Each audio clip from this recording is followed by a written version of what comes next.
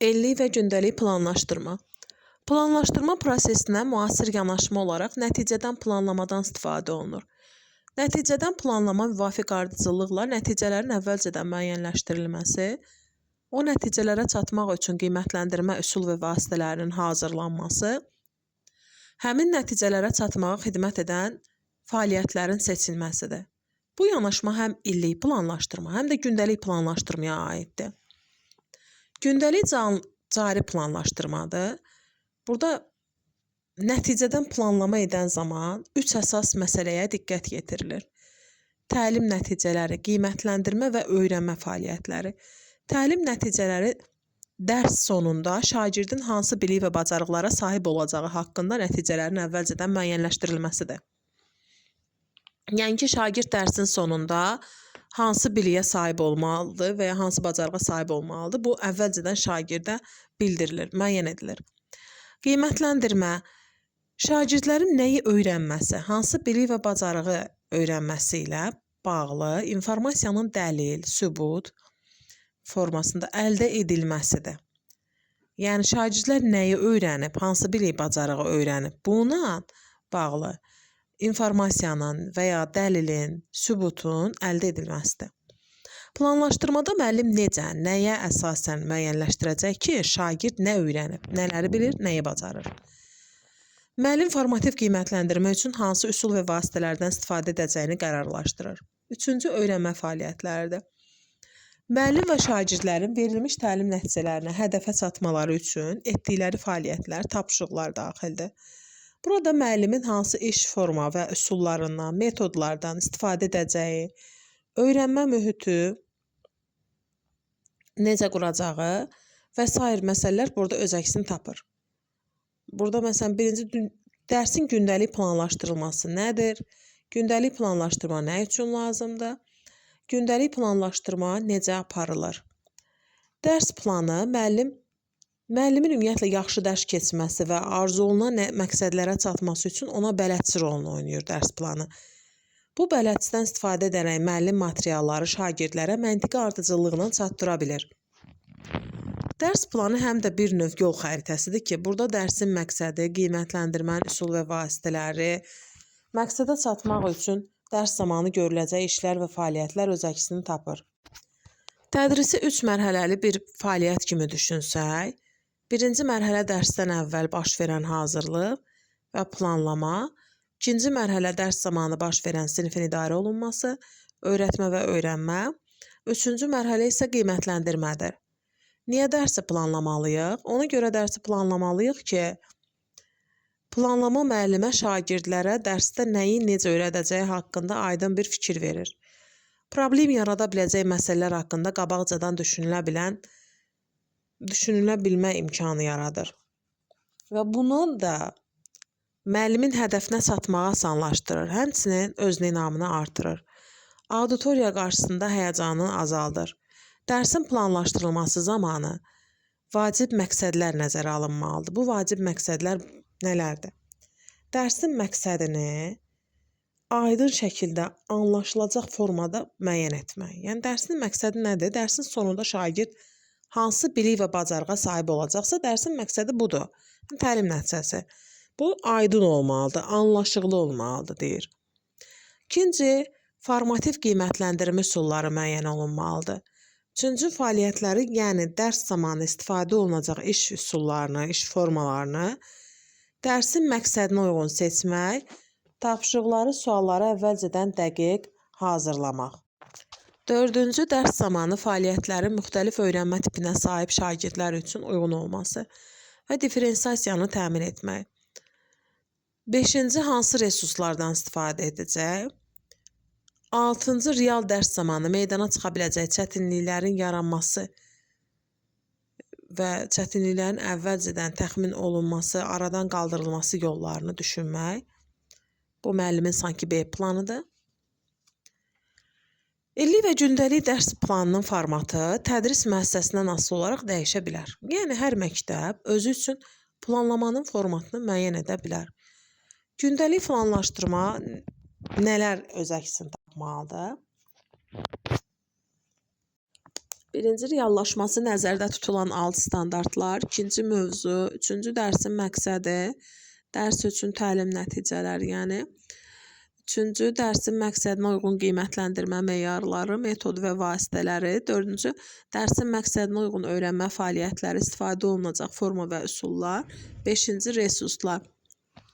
Qiymətləndirmə, burada müəllim dərsin məqsədinə çatıb-çatmadığını, şagirdlərin təlim nəticələrinə nail olub-olmadığını, nə ilə necə ölçə biləcəyini qeyd edir. Qiymətləndirmənin məqsədi şagirdin təlim nəticəsi ilə nisbətdə nəyi öyrənib mənimsədiklərini müəyyən etməkdir.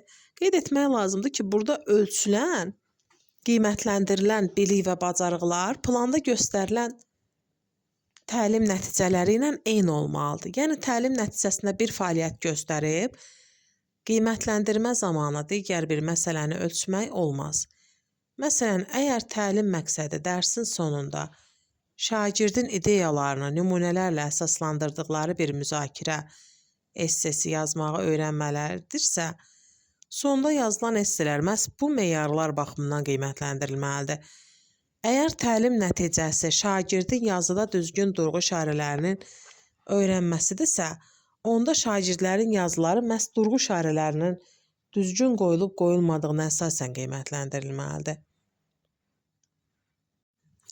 Şagirdlərin nəyi öyrənib mənimsəli olduqlarını gözlənilməz şəkildə ifadə etdikdən və həmin gözləntilər ki var ki, onlar gözləntilər şəklində ifadə edilmişdir, onları necə qiymətləndirəcəyini təyin etdikdən sonra təlim fəaliyyətlərinə diqqət ayırmaq lazımdır. Öyrənmə fəaliyyətləri. Öyrənmə fəaliyyətləri təlim fəaliyyətləri qoyulan təlim nəticələrinə çatmaq üçün görülən işləri təsvir edir. Qiymətləndirmədə olduğu kimi təlim fəaliyyəti də təlim nəticələrinə uyğun şəkildə həyata keçirilməlidir. Bütün bunlar dərsin tamlığına, qiymətləndirmədəki bütövlüyü təmin edir. Müəllim mövzu və məzmuna uyğun olaraq sinif fəaliyyətlərinin bütün sinif, kiçik qruplar, fərdi iş və s. üzrə olacağına əvvəlcədən qərar verməlidir. Təlim fəaliyyətləri dərsin son məqsədi deyil, ona çatmaq üçün həyata keçirilən vasitələrdir. İş üsulları və formaları bölməsində bu mövzu ilə bağlı mövzularda məlumat veriləcək. Təlim nəticəsi nədir? Gündəlik dərsi planlaşdırarkən ilk iş dərsin təlim nəticəsini effektiv şəkildə müəyyən etməkdir. Dərsin təlim nəticələri şagirdlərin hər hansı dərsin sonunda təhsil alanların əldə edəcəkləri bilik və bacarıqların təsviridir.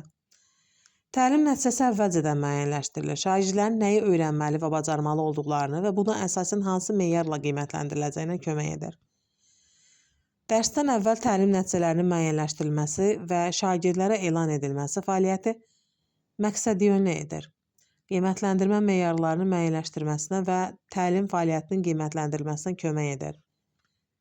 Dərsin uğurlu keçməsi, qarşıya qoyulmuş hədəfə çatması bilavasitə dərsin məqsədinin effektivliyindən asılıdır. Həmçinin düzgün müəyyənləşdirilmiş təlim nəticəsi biliklərin tətbiqini və inteqrasiyanı təmin edir. Təlim nəticəsi bacarığın formalaşdırılmasına yönəldəndə məqsəd yalnız biliyin qazanılmasına deyil, biliyin müxtəlif kontekstdə tətbiqi olaraq müəyyənləşir. Təlim nəticələri həm öyrənmə, həm öyrətmə, həm də qiymətləndirmə prosesində ən açar məqamdır. Düzgün formalaşdırılmış təlim nəticəsi şagirdlərin informasiyanı təkrar etmələri deyil də, qazandıqları yeni bilik və bacarığı necə tətbiq edəcəklərini əks etdirməlidir.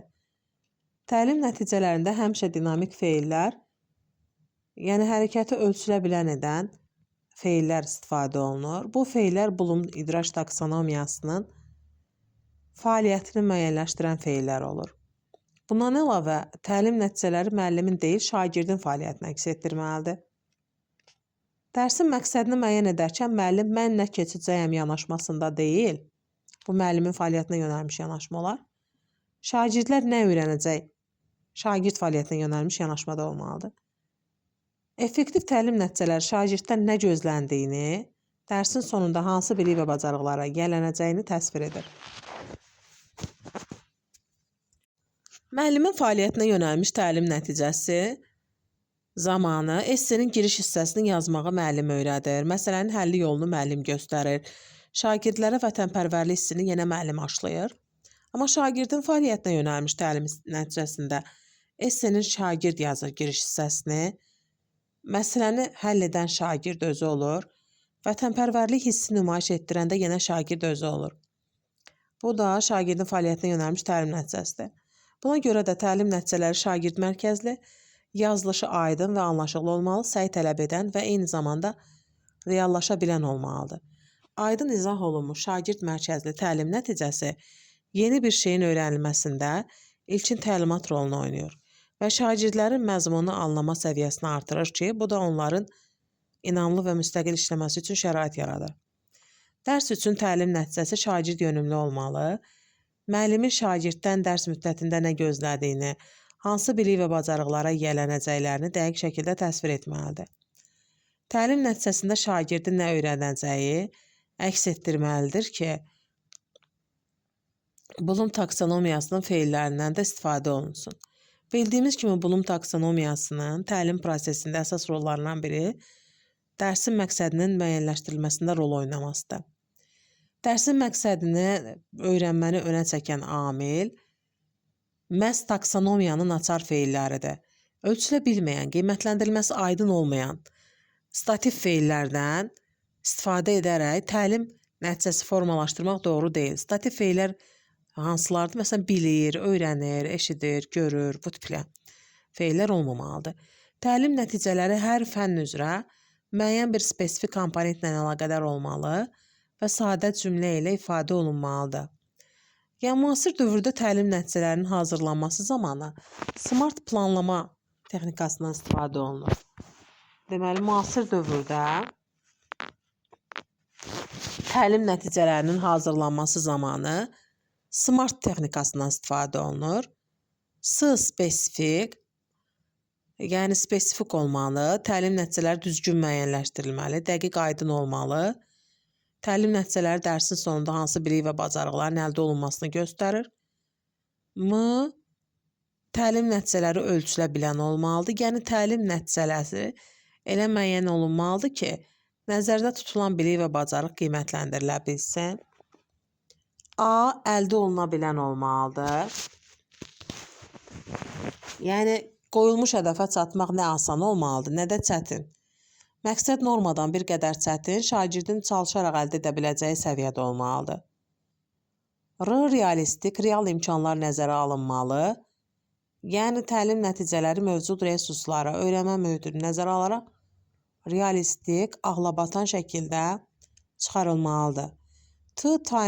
Timed format müəyyən vaxt ərzində nəzərə alınmalıdır, müəyyən vaxt müddətinin nəzərə alınması. Həmçinin mümkün qədər yeni təlim nəticələrinin hansı müddətdə əldə olunacağını göstərən xüsusi bir vaxt təyin olunmalıdır. Burada məqsədə çatmaq üçün lazım olan addımların atılmasına kifayət qədər vaxtın ayrılması vacibdir. Yəni, smart deyəndə spesifik olmalıdır, yəni düzgün olmalıdır, aydın, dəqiq olmalıdır. Dedik, təlim nəticələri ölçülə bilən olmalıdır. Yəni, qiymətləndirilə bilən olmalıdır. Həmçinin dedik, əldə oluna bilən, hədəfə çatmalı mümkün olan, real imkanlar nəzərə alınmalıdır. Mövcud resurslar, öyrənmə mühiti hamısı nəzərə alınmalıdır. isə müəyyən vaxt müddəti nəzərə alınmalıdır. Yəni, təlim nəticələrinin hansı müddətdə əldə olunduğunu göstərən xüsusi bir vaxt təyin edilməlidir.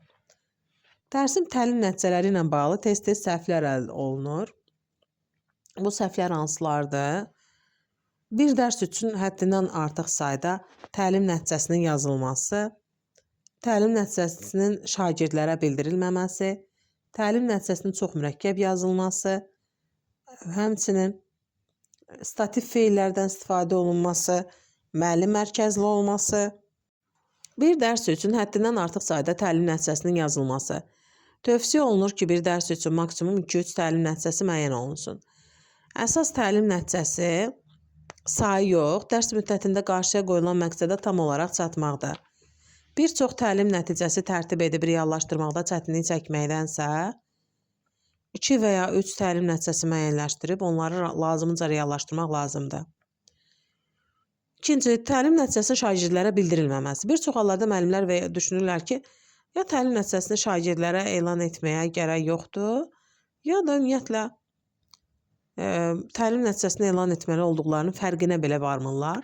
Lakin qeyd eləyək ki, dərs üçün təlim nəticəsi şagirdin öyrənməsini təmin etmək üçün hazırlanır və dərsin əvvəlində şagirdə elan edilməsi onun dərs ərzində nə öyrənəcəyinə aydınlıq gətirir. Üçüncü, təlim nəticəsinin çox mürəkkəb şəkildə yazılması. Təlim nəticəsi bir fəaliyyəti əks etdirməlidir. Bir neçə fəaliyyətin əks olunması qiymətləndirmə meyarlarının müəyyənləşdirilməsində çətinlik yarada bilər. Əlavə olaraq, həmçinin stativ feillərin seçilməsi də təlim nəticəsini ölçülə bilməyən feillərlə seçilməsi, bu da yanlış hazırlanmasına gətirib çıxardır təlim nəticələrinin. Müəllim mərkəzli olması da həmçinin bəzən müəllim şagirdin nə öyrənəcəyinə deyil, özünün nə edəcəyinə köklənir. Bu da edilən yanlışların içərisindədir. Qiymətləndirmə meyarlarının müəyyən edilməsi. Biz dərsin əvvəlində dedik ki, planlaşma zamanı, nəticədən planlama edən zaman 3 əsas məsələyə diqqət yetirilir. Təlim nəticələri, qiymətləndirmə və öyrənmə fəaliyyətləri. Deməli, qiymətləndirmə meyarları necə müəyyən olunmalıdır? Qiymətləndirmə meyarları fəaliyyət zamanı şagirddən gözlənilən nəticə, bilik bacarığı necə qiymətləndiriləcəyi barədə aydın təsəvvür yaratmaq üçün istifadə olunan xüsusi standartlar və ya təlimatlardır. Qiymətləndirmə meyarlarının müəyyən edilməsi qiymətləndirmə prosesində mühüm addımdır. Şagird işini qiymətləndirmə prosesində ardıcıllıq, ədalətliliyi təmin etmək üçün aydın və şəffaf çərçivənin, yəni qiymətləndirmə rubrikinin hazırlanmasında əsas rol oynayır. Qiymətləndirmə rubriki meyarlarını faiz bal şkalası üzrə adətən zəifdən əlaya qədər müxtəlif səviyyələrə və ya performans kateqoriyalarına bölən daha ətraflı və strukturlaşdırılmış alətdir. Qiymətləndirmə meyarları hazırlanarkən onun aşağıda verilmiş bir sıra xüsusiyyətləri nəzərə alınmalıdır. Yəni, meyarlar hazırlanarkən uyğunluq prinsipi gözlənilməlidir. Müəllimin əsas vəzifəsi şagirdin mənimsənilməli olduqları alt standartı reallaşdırmaqdır. Alt standartları reallaşdırmaq üçün müəllim hər dərs şagirdlərdə formalaşdırmalı bilik və bacarıqları özündə ehtiva edən təlim nəticələri müəyyənləşdirir. Həmin təlim nəticələrindən qiymətləndirmə meyarları çıxarılır. Qiymətləndirmə meyarları təlim nəticələrinə uyğun olmalıdır. Məsələn, əgər təlim nəticəsi şagirdlərin toplama çıxmaya aid sadə məsələləri həll etməsini tələb edirsə, o zaman qiymətləndirmə meyarında da şagirdlərin toplama və çıxma ilə bağlı sadə məsələləri nə dərəcədə həll edə bildiyini ölçməlidir. İkinci, qiymətləndirmə meyarları uyğunluq prinsipidir, həm də aydın və spesifik olmalıdır. Qiymətləndirmə meyarı aydın, dəqiq şəkildə müəyyən edilməli. Müəllimlər şagirdlər üçün də başa düşülən olmalıdır. Tədris müddətində onların nə istənildiyi, nələrin gözlənildiyi aydın olmalıdır. Əgər meyarlar qeyri-müəyyən olarsa, bu çaşqınlığa gətirib çıxardar. Subyektiv şərhlərə səbəb ola bilər. Məsələn, oxuya bilir kimi qiymətləndirmə meyarı müəyyən etsək, bu şagirdlərə oxu ilə bağlı nələrin vacib olduğunu, nələrə diqqət yetirməli olduğu ilə bağlı heç bir fikir bildirməz. Həm aydın deyil, həm dəqiq deyil. Əvəzində mətni durğu şərhələrini nəzərə alaraq oxuyur kimi qiymətləndirmə meyarı müəyyən etməklə şagirdə nələrin vacib olduğunu, öyrənmə zamanı nələrə diqqət yetirməli olduğunu aydın, dəqiq informasiya vermiş olur. Meyarlar obyektiv qiymətləndirməyə imkan verməklə ölçülə bilən olmalıdır. Bəli, dedik ki, meyarlar uyğunluq prinsipinə görə aydın, spesifik olmalıdır, ölçülə bilən olmalıdır. Və orada deyir ki, meyarlar obyektiv qiymətləndirməyə imkan verməklə ölçülə bilən olmalıdır. Yəni, ölçülə bilən deyəndə meyarların elə hazırlanması nəzərdə tutulur ki, şagird fəaliyyətini müşahidə etmək və dəyərləndirmək mümkün olsun. Bunun üçün də meyarlar hazırlanarkən Bloom taksonomiyasının feillərini istifadə etmək lazımdır. Həmin feillər təlim nəticələrinin səviyyələrini müəyyən edərək aydın gözləntiləri ifadə edir ki, bu da şagirdlərin idraki inkişafını izləməyə imkan verir. Effektiv qiymətləndirmə prosesini aparmağı təmin edir. Qiymətləndirmə meyarları şagirdlərin işini dəyərləndirmək, onların inkişafına yönəlik konstruktiv rəy bildirmək üçün əsas rolunu oynayır. Şagirdlərdə əks əlaqə prosesinin meyarlara əsasən qurulması, onlara öz güclü tərəfləri və təkmilləşdirilməli olduqları məqamlar haqqında fikirlər əldə etmə imkanı verir. Ümumən meyarların varlığı şagirdlərin fəaliyyətini və nailiyyətini təlim nəticələrini uyğunlaşdırmaq və inkişaf etdirmək üçün vacib amillərdəndir. Nəhayət, meyarlar ümumiyyətlə şagirdlərlə öyrənmə prosesinin əvvəlində planlaşmalıdır. Çünki şagirdlər dərs zamanı necə qiymətləndiriləcəyi ilə bağlı məlumatlı olduqda prosesə daha şuurlu yanaşırlar. Fəaliyyətlər zamanı onlardan nə gözlənildiyi aydın olmuş olur. Bəzən müəllimlər şagirdlərin necə qiymətləndiriləcəyini bir növ sirr kimi saxlamağa çalışır ki, şagird dərsin bütün məqamlarında aktiv olsun. Lakin bu, əksinə şagirdlər üçün öyrənmə prosesini axıcı etmir. Şagird nəyi necə etməli olduğunu da bilmir.